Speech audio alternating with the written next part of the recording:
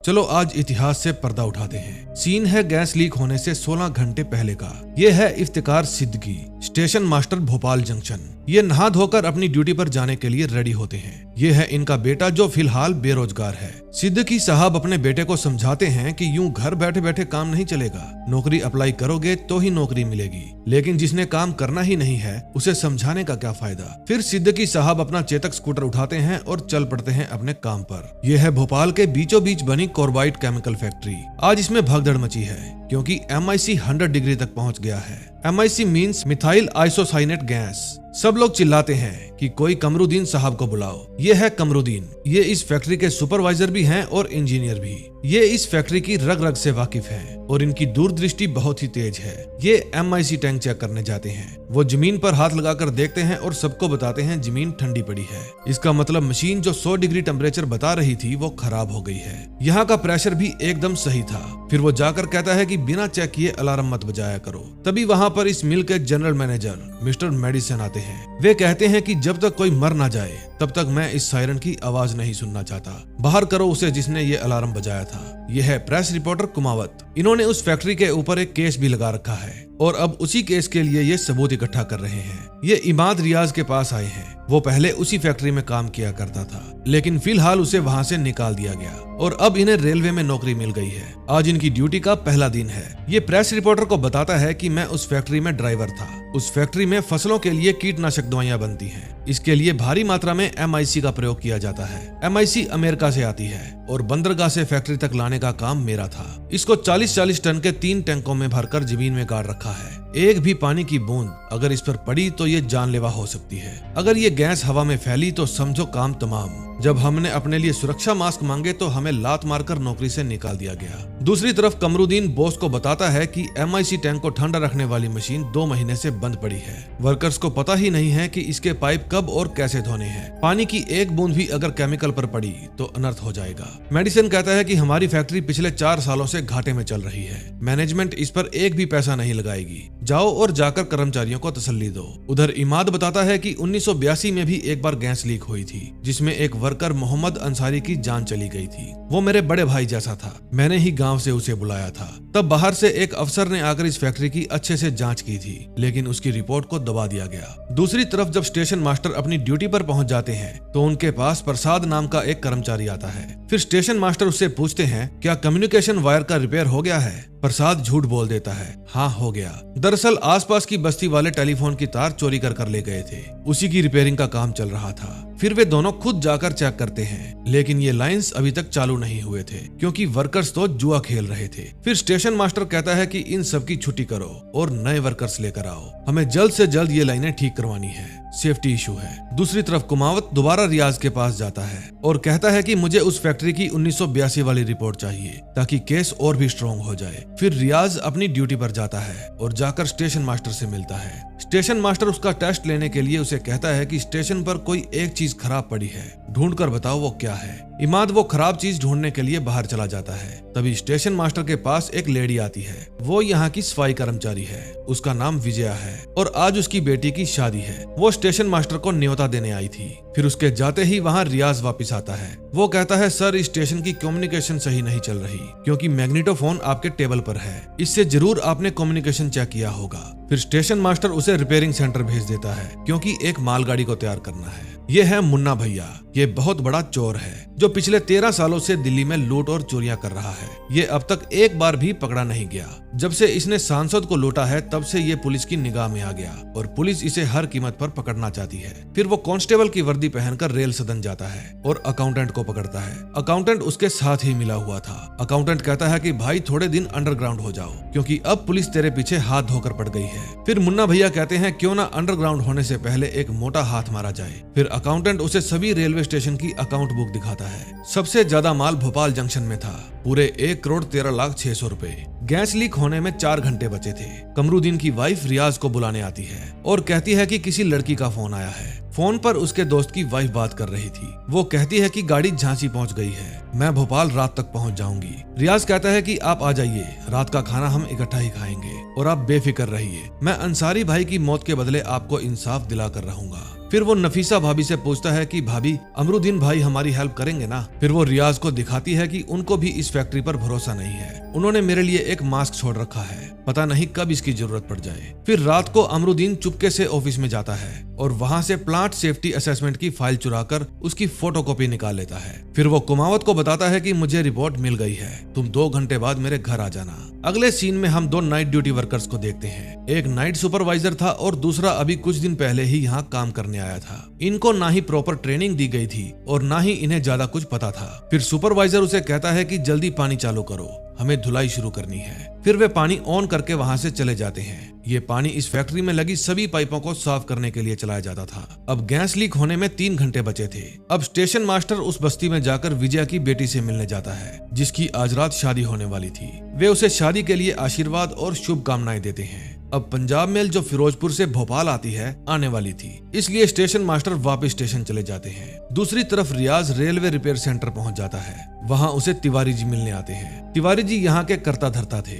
वे उसे कहते हैं कि चल इंजन स्टार्ट करके दिखा, देखता हूँ तुझे कुछ आता भी है या नहीं। इंजन स्टार्ट होकर फिर से बंद हो जाता है। फिर तिवारी जी कहते हैं ये टेढ़ी खीर है, ऐसे नहीं मानेगा, ये यहाँ पर ठीक होने आया है। फिर तिवारी जी उसका फॉल्ट खुद ढूंढते हैं। दूसरी तरफ फैक्ट्री में नौसिखिए सुपरवाइजर को वॉकी टॉकी पर कोई बताता है कि पानी लीक हो रहा है, लेकिन उन्हें कुछ पता हो तो ठीक करेंगे ना। वे इसे हल्के में ले लेते हैं। अब स्टेशन पर पंजाब मेल आ चुकी थी और उसी ट्रेन में आते हैं मुन्ना भैया। वे स्टेशन मास्टर को कहते हैं कि जनाब वो आ रहा है जिसने पुलिस वालों की नाक में दम कर रखा है। उसको सब एक्सप्रेस बैंडिट बोलते हैं। खबर मिली है कि वो आपकी तिजोरी की आरती उतारने आ रहा है। अब आपसे मेरी एक रिक्वेस्ट है, आप अपनी तिजोरी की सेवा आज मुझे करने दें। मैं उसे पकड़ने का मौका हाथ से नहीं जाने देना चाहता। फिर स्टेशन मास्टर उसे कहता है कि आप चाय पीजिए, मैं संदूक की फॉर्मेलिटी पूरी करके आता हूँ। मुन्ना भैया कहाँ चाय पीने वाले थे, वे वहाँ बैठे बच्चों के साथ टाइम पास करने लगते हैं। फिर वो जाकर चुपके से देखते हैं कि स्टेशन मास्टर अपनी तिजोरी में पैसे रख रहा है। फिर जब स्टेशन मास्टर बाहर आते हैं तो वो मुन्ना भैया को कहते हैं, हमने आरपीएफ चीफ सीना साहब को बुलाया है, उनसे परमिशन लिए बिना हम आपको यहाँ पर नहीं रख सकते। आओ तब तक ऑफिस में बैठकर बातें शातें करते हैं। तभी प्रसाद के पास वर्कर का फोन आता है। वो कहता है कि हमने टेम्परेरी लाइनें जोड़कर टेस्टिंग कर ली है, इसलिए अपना काम पूरा करने से पहले 3 घंटे के लिए लाइनें काटनी पड़ेंगी। फिर प्रसाद अपने एक साथी को कहता है कि स्टेशन मास्टर को बोल देना 2-3 घंटे के लिए सभी कम्युनिकेशन बंद रहेंगे। फिर वो घर चला जाता है। अब गैस लीक होने में 9 मिनट बचे थे। फैक्ट्री में एक खतरे की बीप बोलती है। उस समय सुपरवाइजर अपने दोस्तों के साथ मस्ती से चाय पी रहा था। तभी कंट्रोल रूम से दास बाबू नए सुपरवाइजर को कांटेक्ट करने की कोशिश करते हैं, लेकिन भाई साहब का वॉकी टॉकी तो उनके पास था ही नहीं। फिर वे खुद जाकर टैंक का तापमान चेक करते हैं जो बहुत ज्यादा गर्म हो चुका था। फिर वे फैक्ट्री के वॉचमैन को कहते हैं कि जब भी कमरुद्दीन साहब यहाँ से जाएं तो उनसे बात करवाना। फिर वो कमरुद्दीन से उनकी बात करवाता है। तभी उसकी नजर मिल पर पड़ती है जिसमें एक गैस लीक हो रही थी। कमरुद्दीन अपना स्कूटर वहीं छोड़कर मिल के अंदर भागता है। वो कंट्रोल रूम जाकर देखता है कि टेम्परेचर 100 डिग्री बता रहा था। फिर वो नए सुपरवाइजर एहसान को बुलाने के लिए कहता है। फिर वो आकर पूछता है कि अब तक स्क्रबर क्यों नहीं चलाया। दास बाबू कहते हैं नहीं चल रहा। फिर एहसान कहता है कि फ्लेयर टावर चलाकर गैस को जला क्यों नहीं देते।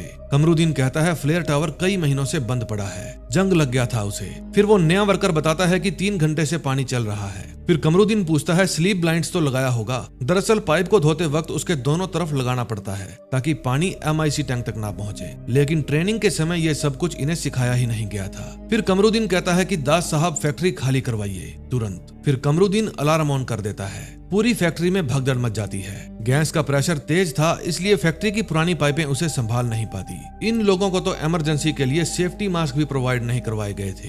गैस से बचने का एक अकेला इलाज यही था कि रुमाल को गीला करके चेहरे पर बांध लो, लेकिन इससे आंखों की जलन को नहीं रोका जा सकता था। फिर कमरुद्दीन खुद जाकर पानी को बंद करता है, वरना जब तक केमिकल के ऊपर पानी पड़ता रहेगा वो उबलकर गैस छोड़ता रहेगा। ये गैस सीधा आंखों और फेफड़ों पर वार करती थी। फिर कमरुद्दीन एहसान को कहता है कि तुम जाओ, मैं गैस को खाली टैंक में डाइवर्ट करके आता हूँ। कमरुद्दीन गिरता पड़ता टैंक तक पहुंच ही जाता है। फिर वो दास बाबू को बताता है कि कोई भी टैंक खाली नहीं है। फिर वो तीनों टैंक का ज्वाइंट कनेक्शन बंद कर देता है। कमरुद्दीन बाप बनने वाला था, लेकिन अपनी जान की परवाह किए बिना वो अपना फर्ज निभा रहा था। तभी वहाँ एक टैंक फट जाता है। कमरुद्दीन की वहीं पर मौत हो जाती है। लेकिन जो गैस वहाँ से निकली थी उससे पूरा शहर मरने वाला था। इस खतरे से अनजान लोगों को पता भी नहीं था कि यमराज अब की बार किसी एक को नहीं बल्कि पूरे शहर को ले जाने आ रहा था।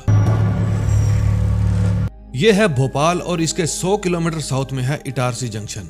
ये चश्मे वाले भाई साहब यहाँ के स्टेशन मास्टर हैं। एक आदमी इनके पीछे पीछे घूम रहा था क्योंकि उसका सामान चोरी हो गया था, लेकिन ये उसकी एक भी नहीं सुनते। तभी वहाँ पर एक आदमी भागता हुआ आता है। वो बताता है कि मुझे खबर मिली है कि रति पांडे इंस्पेक्शन के लिए यहाँ आ रहे हैं। अब यहाँ सभी को टेंशन हो जाती है। फिर विनोद सभी को कहता है कि वो जनरल मैनेजर है, आएगा तो अपनी जीएम स्पेशल में ही, पता लगाओ कहाँ पर है वो। तभी मनोहर कहता है सर भोपाल अभी भी ऑफलाइन है। विनोद कहता है वहाँ कम्युनिकेशन लाइन का काम चल रहा है, 1-2 घंटे में ऑनलाइन हो जाएगा। भोपाल के नॉर्थ में से गोरखपुर एक्सप्रेस भी आ रही थी और उसी में इमाद रियाज की भाभी भी बैठी थी जो भोपाल जा रही थी। उसके सामने वाली सीट पर एक लेडी अपनी बेटी के साथ बैठी थी। वे दोनों पंजाब के दंगों से भागकर भोपाल की तरफ जा रही थी क्योंकि इंदिरा गांधी की मौत के बाद पूरे भारत में से कुछ दंगाई सरदारों को या उनकी फैमिली को ढूंढ ढूंढ कर मार रहे थे, लेकिन इनकी कोशिश तो यही थी कि ये किसी को भी पता ना लगने दे कि ये सिख परिवार से हैं। तभी वहाँ ट्रेन का गार्ड आ जाता है। वो उस लेडी को अपनी कृपान छुपाने का इशारा करता है। उधर गैस लीक होने के 20 मिनट बाद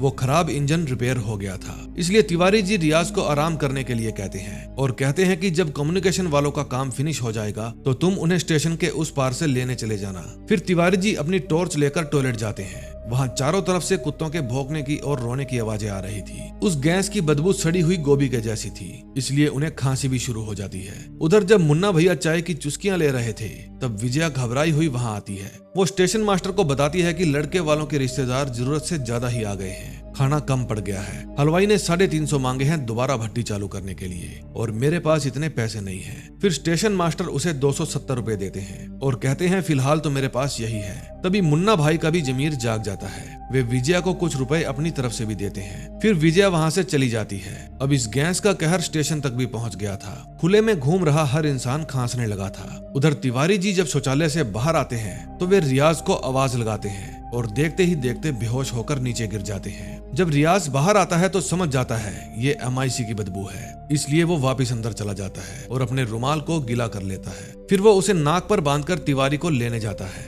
लेकिन तिवारी जी तो चल बसे थे। विजया की बेटी को ब्याहने आई बारात भी अब बेहोश होकर नीचे गिरने लगी थी। वहाँ भगदड़ मच जाती है। फिर विजया भी बेहोश होकर नीचे गिर जाती है। विजया की बेटी जब बारात को देखने जाती है तो वहाँ से सभी बाराती भाग चुके थे। मोहल्ले वाले इमाद की माँ को अपने साथ चलने के लिए कहते हैं, लेकिन वो अपने बेटे के बिना जाना नहीं चाहती थी। स्टेशन मास्टर का बेटा अपनी माँ और बहन को लेकर घर से दूर जाने लगता है, लेकिन स्टेशन मास्टर और मुन्ना भैया को बिल्कुल भी पता नहीं था बाहर क्या हो रहा है, क्योंकि वे एक बंद कमरे में बैठे थे। फिर उनकी नजर बाहर खड़े रतलू पर जाती है। जब वे बाहर जाकर देखते हैं तो उन्हें शोर सुनाई देता है। पूरे स्टेशन पर भगदड़ मची थी। स्टेशन मास्टर को समझ नहीं आता कि यहाँ क्या हो रहा है। फिर उसकी नजर विजया पर पड़ती है जो तड़प रही थी। फिर वहाँ मुन्ना आता है और स्टेशन मास्टर को बताता है कि स्टेशन के बाहर भी यही हाल है। स्टेशन मास्टर कहते हैं जरूर हवा में ही जहर है। जो लोग बंद कमरे में थे वे महफूज थे, लेकिन घबराए हुए लोग कमरों की खिड़की दरवाजे तोड़ रहे थे, ये सोचकर कि शायद हम बच जाएंगे। लेकिन उन्हें ये नहीं पता था कि ऐसा करके वे खुद तो बचने वाले हैं नहीं और दूसरों को भी मौत के मुंह में धकेल रहे थे।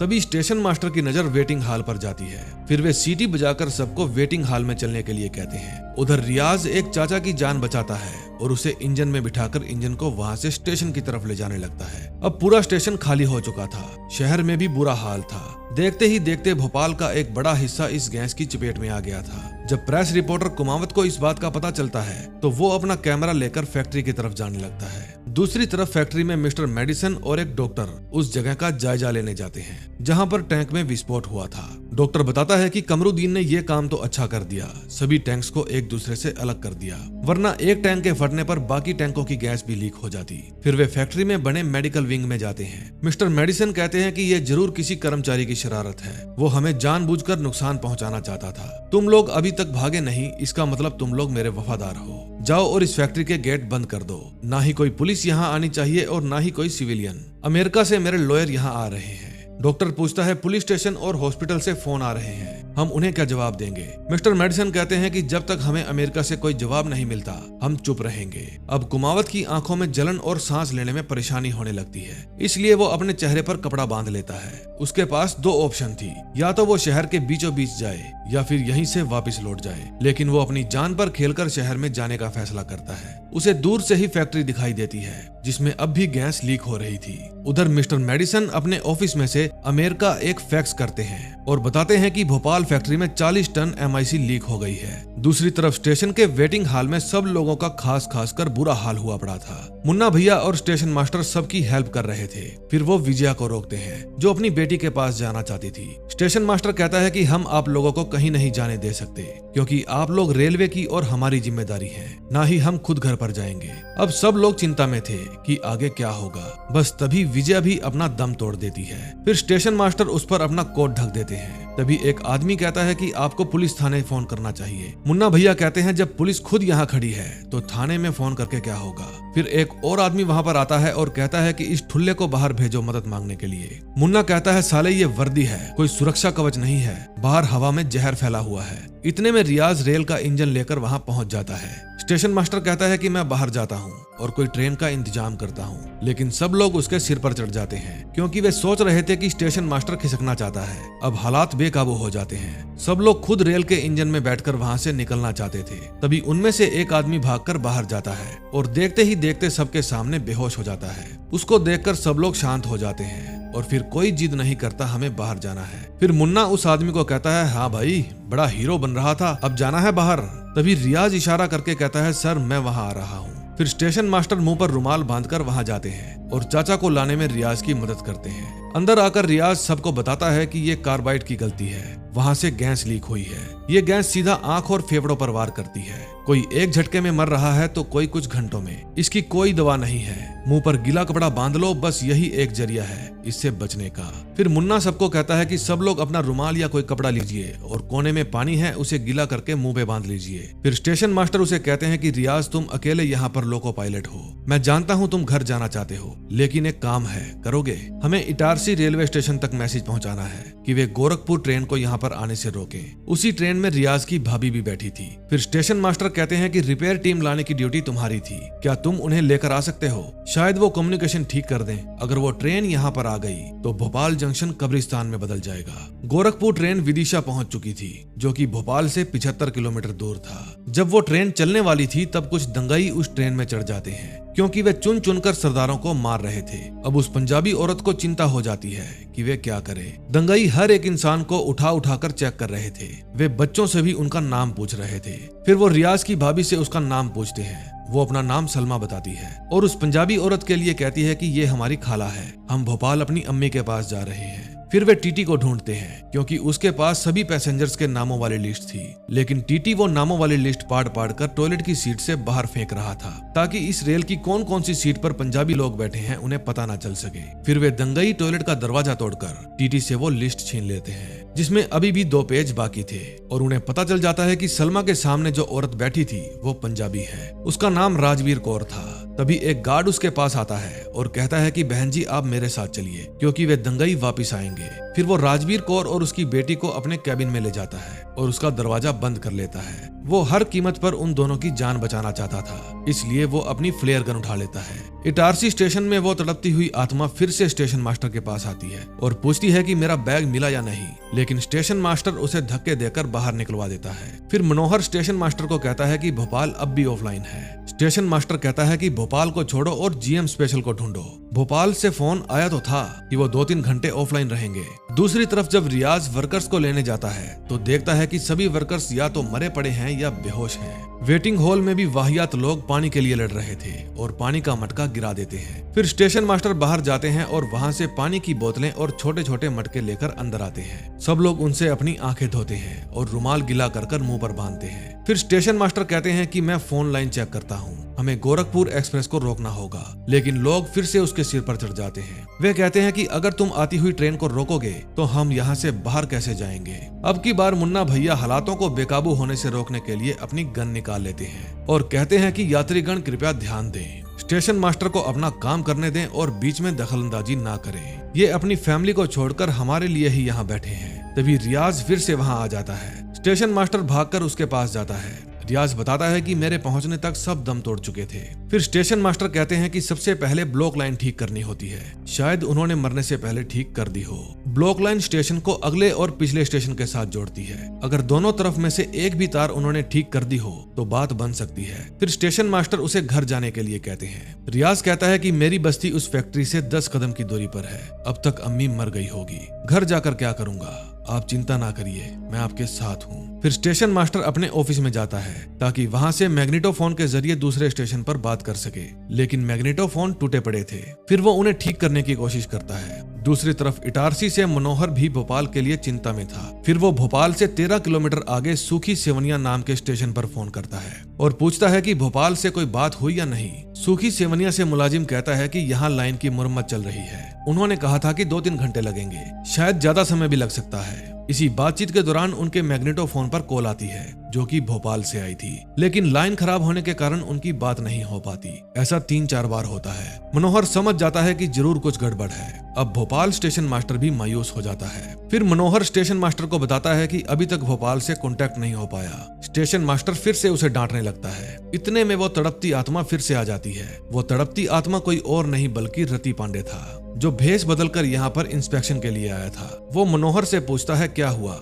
मनोहर कहता है कि भोपाल जंक्शन से पिछले 3 घंटे से कोई कांटेक्ट नहीं हो पा रहा, वहाँ कुछ तो गलत हुआ है। फिर रति पांडे भोपाल थाने में फोन करने को कहता है। रति पांडे को पता चलता है कि भोपाल में गैस लीक कर गई है और हजारों लोग मर गए हैं। फिर रति पांडे सबको बताता है कि यूनियन कार्बाइड फैक्ट्री से गैस लीक हुई है, पूरे शहर का गला घुट गया है। फिर वो कहता है कि वो गोरखपुर एक्सप्रेस पहुंचने वाली होगी। फिर वो सूखी सेवनिया फोन करके कहता है कि गोरखपुर एक्सप्रेस को आगे जाने से रोको, उन्हें लाल सिग्नल दो, क्योंकि वो ट्रेन मौत के मुंह में जा रही है। लेकिन वे सिग्नल लाल कर पाते इससे पहले वो ट्रेन वहां से गुजर चुकी थी। फिर उन्हें पता चलता है कि वे गोरखपुर एक्सप्रेस को नहीं रोक पाए।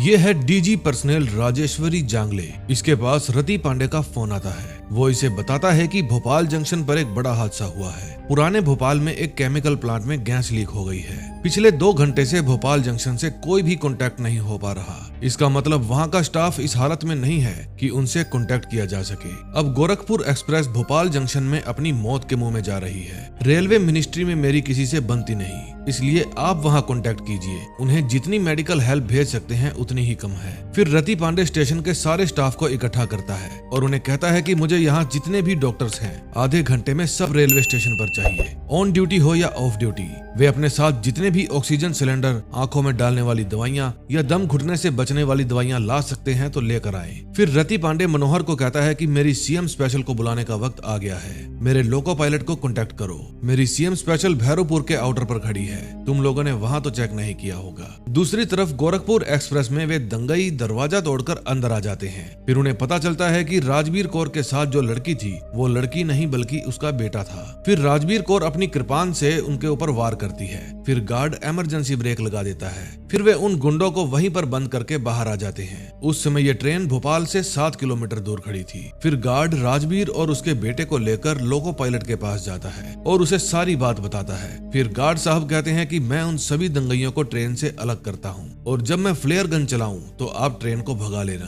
फिर गार्ड ट्रेन से उतरकर जंगल की तरफ चला जाता है। दूसरी तरफ वेटिंग हॉल में पानी खत्म हो गया था। फिर मुन्ना भैया स्टेशन मास्टर को कहता है कि अगर पानी का इंतजाम नहीं हुआ तो ये लोग ज्यादा देर टिक नहीं पाएंगे। रियाज कहता है सर वैसे भी MIC धीरे धीरे सबकी जान ले ही रही है, जल्द से जल्द इन सबको यहाँ से निकालना होगा। फिर मुन्ना पूछता है क्या यहाँ कोई और ट्रेन नहीं है जिसको हम इंजन के साथ जोड़कर इन सबको यहाँ से ले जाएं। फिर स्टेशन मास्टर रियाज को कहता है कि मैंने तुम्हें एक मालगाड़ी तैयार करने के लिए भेजा था, क्या वो यहाँ आ सकती है। फिर स्टेशन मास्टर और रियाज दोनों मालगाड़ी लेने जाते हैं और मुन्ना वहीं पर रुकता है। अब मुन्ना भैया के पास अपना काम करने का खुला टाइम था। फिर मुन्ना उस ज्यादा बोलने वाले लड़के को सबका ध्यान रखने के लिए कहकर खुद भी वहाँ से खिसक लेता है। दूसरी तरफ राजेश्वरी जांगले इमरजेंसी मीटिंग बुलाती है और भोपाल जंक्शन में हेल्प भेजने के लिए कहती है, लेकिन मिनिस्ट्री के लोग उस ऑफर को डिनाई कर देते हैं और कहते हैं कि हम और लोगों की जान खतरे में नहीं डाल सकते। फिर रेल मंत्री कहता है कि भोपाल कोई भी गाड़ी नहीं जानी चाहिए, जिसको जैसे रोका जा सकता है रोको।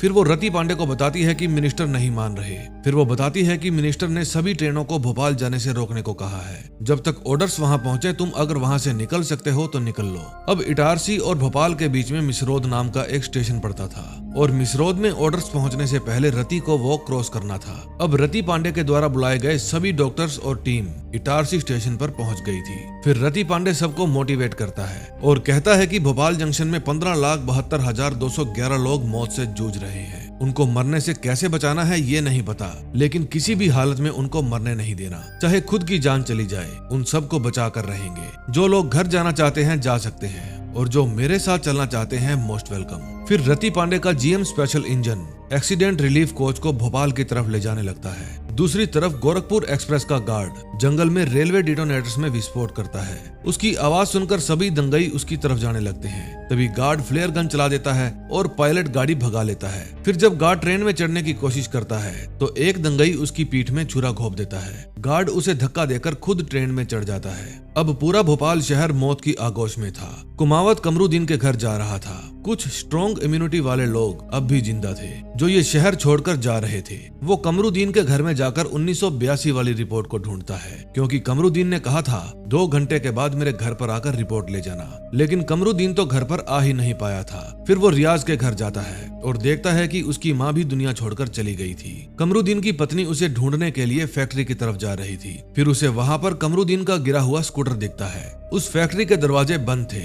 फिर वो उन्हें खोलने की कोशिश करती है। इतने में कुमावत भी वहाँ पर पहुँच जाता है। वो नफीसा को संभालता है, लेकिन अब उसका डिलीवरी का समय नजदीक आ गया था। फिर वो नफीसा को कमरुद्दीन के स्कूटर पर बिठाकर हॉस्पिटल ले जाता है। कुमावत की आंखें जल रही थी, उसे बहुत ही कम दिखाई दे रहा था और नफीसा का भी मास्क फटा हुआ था, इसलिए उसकी भी हालत खराब थी। अगले सीन में हम दिल्ली के एक होटल में जर्मनी से आए हुए डॉक्टर ब्राउन को देखते हैं। ये टैक्सिकोलॉजिस्ट हैं। ये वही डॉक्टर हैं जिसने 1982 में भोपाल वाली फैक्ट्री की जांच करके रिपोर्ट बनाई थी। इन दिनों ये भारत में दवा बनाने वाली कंपनियों से कांटेक्ट करने आया था, क्योंकि यहाँ की कंपनियां जर्मनी से सस्ती दवा बना कर देती थी। तभी उसके पास उस डॉक्टर का फोन आता है जो मिस्टर मेडिसन के साथ था। वो इन्हें सारी बात बताता है और उस जहर का एंटीडोट पूछता है। दूसरी तरफ स्टेशन में मुन्ना भैया को तिजोरी की चाबी मिल जाती है। फिर जब वो तिजोरी खोलने की कोशिश करता है तो वहाँ पर प्रसाद आ जाता है। फिर वो मुन्ना भैया को चोरी करने से रोकता है और दोनों में हाथापाई होने लगती है। उधर राजेश्वरी जांगले पीएमओ ऑफिस जाती है,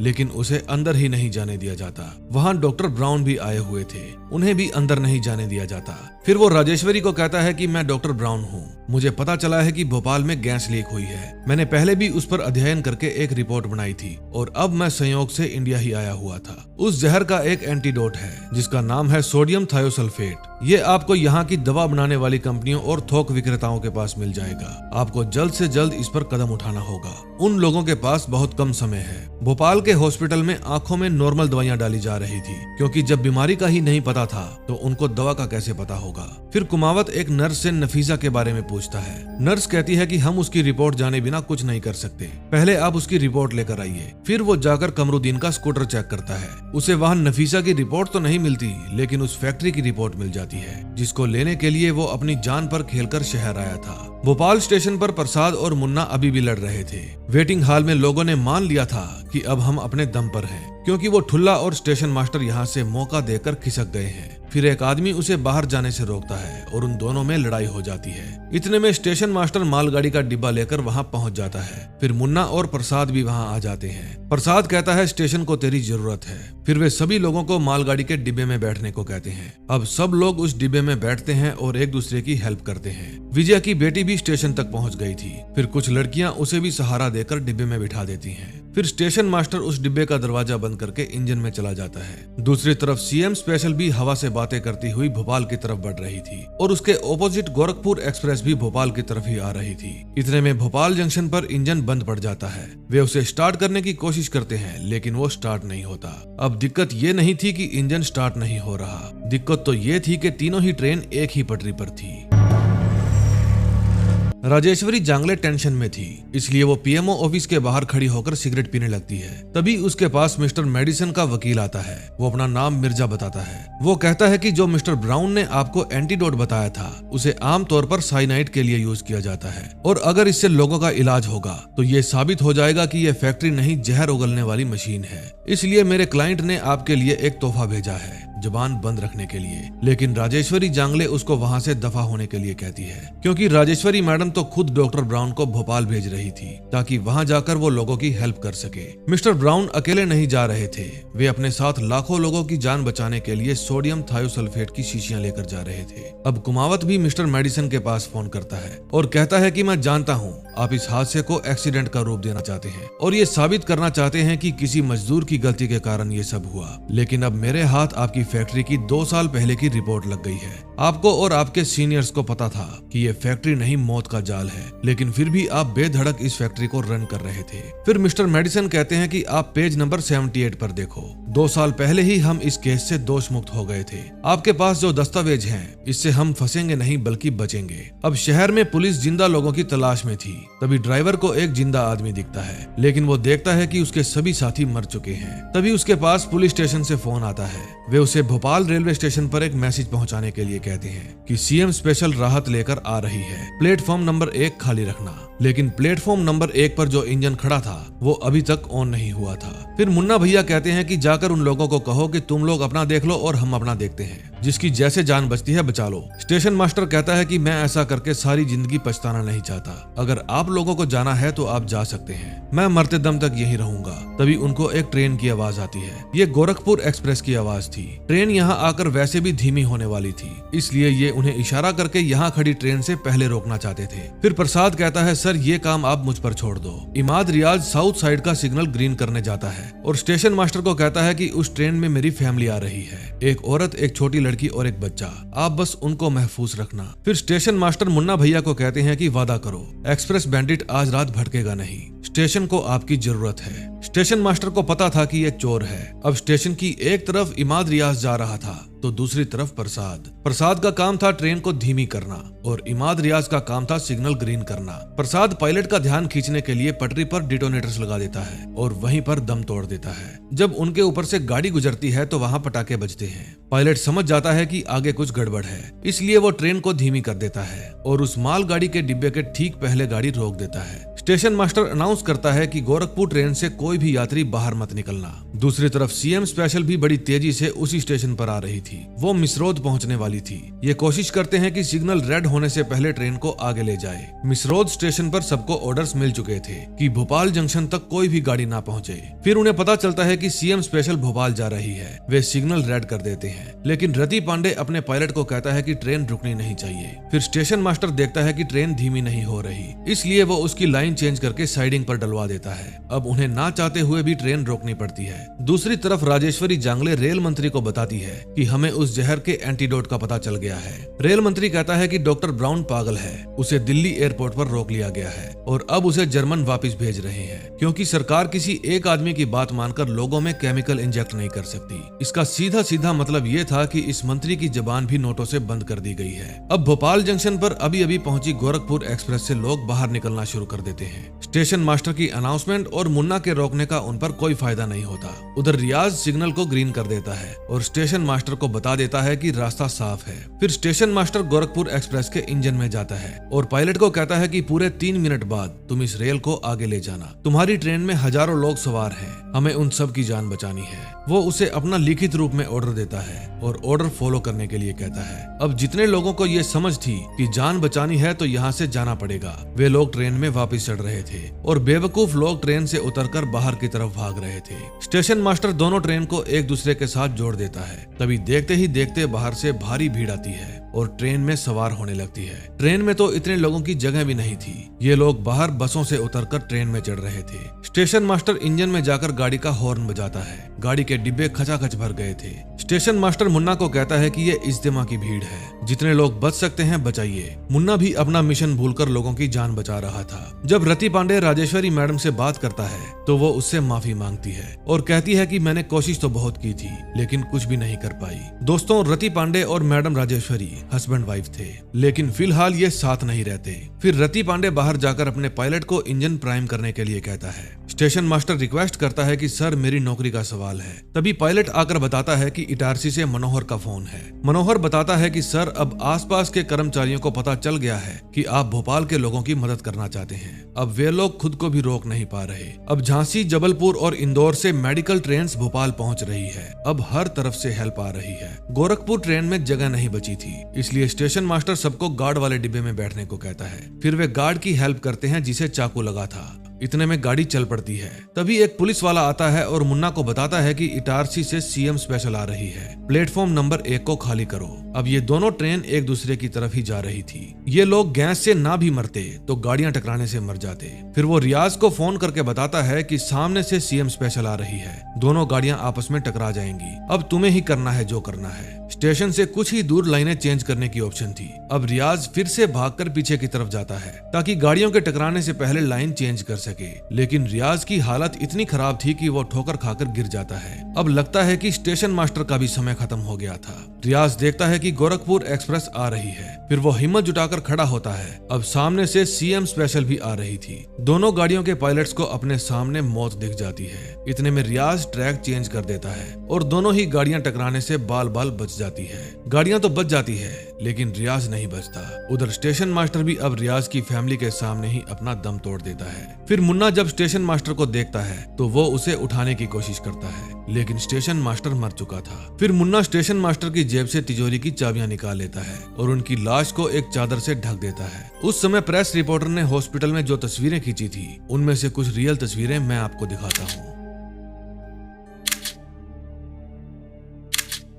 भोपाल से जितने लोग गोरखपुर एक्सप्रेस में चढ़े थे उनमें से भी कुछ लोगों ने दम तोड़ दिया था। अब जीएम रति पांडे राहत लेकर भोपाल पहुंच गया था। वो स्टेशन पे बचे लोगों की हेल्प करता है और अपने साथ लाई हुई दवाइयां हॉस्पिटल पहुंचाता है। फिर रेल मिनिस्टर राजेश्वरी मैडम को, जो ये हीरो बनने निकले थे, इन पर कार्रवाई करने का ऑर्डर देता है, लेकिन मैडम राजेश्वरी अपना इस्तीफा देकर वहाँ से चली जाती है, क्योंकि उसे भी पता था कि वे लोग अपनी जान पर खेलकर लोगों की जान बचाने गए हैं। उनका इनाम उन्हें इस तरह तो नहीं दिया जा सकता। इन मंत्रियों का तो जमीर मर चुका है। असली नौकरी वो नहीं जो हम सरकार के ऑर्डर फॉलो करके करते हैं। असली नौकरी तो ऊपर वाले के ऑर्डर्स फॉलो करना है। और शायद ये बात कुछ लोग समझ चुके थे। अगले दिन सुबह हवा साफ हो जाती है, क्योंकि इंसान कुछ करे या ना करे, धरती तो खुद को सही कर ही लेती है। लेकिन उस गैस के कारण परिणाम बहुत भयानक हुए थे। हजारों लोग भोपाल छोड़कर दूसरे शहरों में जाकर बस गए। हजारों पेड़ बर्बाद हो गए। अब लोग भोपाल के नाम से भी डरने लगे थे, क्योंकि वे सोचते थे कि ऐसी घटना दोबारा भी हो सकती है। जिन सिखों को लोग चुन चुन कर मार रहे थे, वे यहाँ भी भूखे लोगों के पेट भरने से पीछे नहीं हटे। जब स्टेशन मास्टर की तिजोरी चेक की जाती है तो उसमें एक भी रुपया नहीं था। आरपीएफ वालों का मानना था कि स्टेशन मास्टर मौका देखकर सारे रुपए लेकर भाग गया है, और ये बात मुन्ना भैया सुन लेता है। वो ऐसा तो बिल्कुल भी नहीं चाहता था कि जिस इंसान ने अपनी फैमिली और खुद की जान की परवाह किए बिना लोगों की सेवा की, उनको मौत के मुंह से बाहर निकाला, उसके ऊपर इस तरह का इल्जाम लगे। जब स्टेशन मास्टर का बेटा वापस भोपाल आता है तो वो स्टेशन पर जाकर अपने अब्बू के बारे में पूछता है। उस लिस्ट में स्टेशन पर मरे हुए सभी लोगों के नाम थे, चाहे वो इमाद रियाज हो या फिर प्रसाद, लेकिन उसमें स्टेशन मास्टर का नाम नहीं था। और जिन लोगों की पहचान नहीं हुई थी उन लोगों को कब्रिस्तान भेज दिया गया था। रियाज की भाभी को जब रियाज की मौत का पता चलता है तो वो भी टूट जाती है। अब इस बात का जीएम को पता चलता है कि स्टेशन मास्टर पैसे लेकर भाग गया है। फिर वो जाकर तिजोरी चेक करता है। अब गायब हुए रुपए वापस उसी जगह पर पड़े थे। फिर रति पांडे कहता है कि मैं हरगिज बर्दाश्त नहीं करूंगा कि मेरे आदमियों पर कोई उंगली उठाए। अगर स्टेशन मास्टर ने सिग्नल नहीं भेजा होता तो यहाँ हजारों और लाशें पड़ी होती। आपको क्या लगता है यहाँ से गोरखपुर ट्रेन को किसने रवाना किया? क्या वो स्टेशन मास्टर का काम नहीं था? मुन्ना ने सारे रुपए जहाँ से उठाए थे वहीं रख दिए थे, बस उसमें से 100 का एक नोट वापस नहीं रखा था। तभी कुमावत उसके पास आकर बैठ जाता है, क्योंकि वो दिल्ली जा रहा था इस केस पर कार्रवाई आगे बढ़ाने के लिए। फिर मुन्ना उसे कहता है कि मैं भी दिल्ली जा रहा हूँ, ये शहर कुछ जमा नहीं अपने को। कुमावत कहता है जनाब शहर बुरा नहीं है, बस दिन गलत पकड़ लिया आपने। तभी वहाँ दिल्ली जाने वाली ट्रेन आ जाती है। अब लोग एक गोरे की गलती के कारण इस शहर से नाता तोड़कर यहाँ से जाने लगे थे। जब स्टेशन मास्टर का बेटा कब्रिस्तान जाता है तो उसे वहाँ अपने अब्बू नहीं मिलते। तभी अचानक स्टेशन मास्टर को होश आ जाता है, और ये कोई फिल्मी घटना नहीं बल्कि रियल में ही स्टेशन मास्टर मरकर जिंदा हो गए थे। उनका बेटा उनको पहचान लेता है और भागकर उनके पास जाता है। स्टेशन मास्टर अपने बेटे को जिंदा देखकर बहुत ही खुश होता है। वो पत्रकार जिसने इस केस पर काम किया उसका रियल नेम राजकुमार कोसानी था। उसने इस फैक्ट्री को फटने की कगार पर खड़ा ज्वालामुखी कहा था, और वो ज्वालामुखी फटा भी। कोविड के दौरान 2021 में उसकी मौत हो गई। Gauri Shankar general manager of उत्तरी रेलवे इंस्पेक्शन के लिए झांसी गए थे। जब उन्हें भोपाल में हुए हादसे की खबर मिली तब उन्होंने भोपाल जंक्शन से संपर्क करने की कोशिश की, लेकिन वो नाकामयाब रहे। फिर वे तुरंत उनकी मदद करने के लिए निकले, पर उन्हें एक स्टेशन पहले रोक दिया गया। वे अपने वरिष्ठ अधिकारियों की इच्छा के विरुद्ध अपनी इंस्पेक्शन लेकर बेधड़क भोपाल जा पहुंचे। मैक्स डाउंडर एक जर्मन टैक्सिकोलॉजिस्ट था जो सोडियम सल्फेट की 50,000 शीशी लेकर भोपाल आया, लेकिन उन्हें तुरंत शहर छोड़कर जाने को कह दिया गया। 1981 में यूनियन कार्बाइड फैक्ट्री में हुए हादसे के कारण सजदा बानो के पति की मौत हो गई थी। वो 2 दिसंबर 1984 को गोरखपुर एक्सप्रेस में बैठकर भोपाल लौट रही थी, लेकिन MIC के कारण उसके एक बच्चे की मौत हो गई और दूसरा अपंग हो गया। भोपाल गैस कांड के कारण 15,000 से अधिक लोगों की मौत हो गई थी। ये संख्या और भी बढ़ सकती थी अगर भोपाल जंक्शन के द रेलवे मैन हिम्मत और बहादुरी से काम ना लेते। 1 साल बाद भोपाल रेलवे स्टेशन पर कर्मचारी शहीद स्मारक बनाया गया। मुन्ना भैया भी 1 साल बाद दोबारा इस शहर में आए। जब उन्हें पता चला कि स्टेशन मास्टर जिंदा है, वो स्टेशन मास्टर से पूछता है कि सर, ये आपकी रेलवे बहादुरी के लिए कोई मेडल वेडल नहीं देती क्या? स्टेशन मास्टर कहता है कि उस रात हम अपनी ड्यूटी कर रहे थे। फिर वो वही 100 का नोट स्टेशन मास्टर को दे देता है जो उसने उस रात चुराया था। फिर वो बताता है कि उसने चोरी करना छोड़ दिया है और उसका असली नाम बलवंत यादव है। गैस लीक होने के 12 साल बाद भी ये शहर उस हादसे की सजा भुगत रहा था। कमरुद्दीन की पत्नी ने उस रात एक बेटे को जन्म दिया था जो अपंग पैदा हुआ, और उस गैस हादसे में जितने भी आदमी मारे गए उनकी विधवाओं के लिए एक अलग कॉलोनी बसाई गई। 1970 में जब वो फैक्ट्री शुरू की जा रही थी तो मिस्टर ब्राउन, जो उस समय अमेरिका में अपनी रिसर्च कर रहे थे, उन्होंने अपने सीनियर्स को बताया कि मुझे इस केमिकल से निकलने वाली गैस के घातक परिणामों के बारे में पता चला है। हमें पूरी दुनिया को इसके बारे में आगाह करना होगा। इंडिया के भोपाल शहर में भी एक फैक्ट्री लगाई जा रही है जो शहर के बीचों बीच है। वो फैक्ट्री शहर से बाहर लगानी चाहिए। मिस्टर ब्राउन का सीनियर कहता है कि तुम्हें क्या लगता है, भारत की सरकार लोगों की सुरक्षा के साथ कोई खतरा मोल लेगी? अगर उन्हें इसमें खतरा लगेगा तो वो कभी भी इस फैक्ट्री को चालू करने की परमिशन नहीं देगी। उस समय भी डॉक्टर ब्राउन को चुप करा दिया गया था। भारत सरकार के अनपढ़ गवार नेताओं ने उस फैक्ट्री को शहर के बीचों बीच खुलने से रोकने में कोई भी जहमत नहीं उठाई। भोपाल कांड के बाद कॉर्बेट फैक्ट्री के असली चेयरमैन मिस्टर एंडरसन, उनको गिरफ्तार कर लिया गया। फिर उनको यूनियन कार्बाइड गेस्ट हाउस में हिरासत में रखा गया। फिर अमेरिका से उनके लिए एक वकील बुलाया गया जिसने मिस्टर एंडरसन को रिहा करवा लिया। 15,000 जाने लेने वाले को सजा में मिला एक सरकारी प्लेन, वो भी VIP सर्विस के साथ। उस समय ना तो भोपाल कांड के आरोपियों को सजा मिली और ना ही मदद करने वालों को इनाम। तो दोस्तों, ये थी भोपाल कांड की स्टोरी, यानी the railway man the untold story of Bhopal 1984। अगर आपको ये सीरीज अच्छी लगी हो तो प्लीज वीडियो को लाइक और चैनल को सब्सक्राइब कर दें। मैं ऐसी वीडियोस आपके लिए लाता रहूंगा। तो मिलते हैं नेक्स्ट वीडियो में। Till then, bye bye.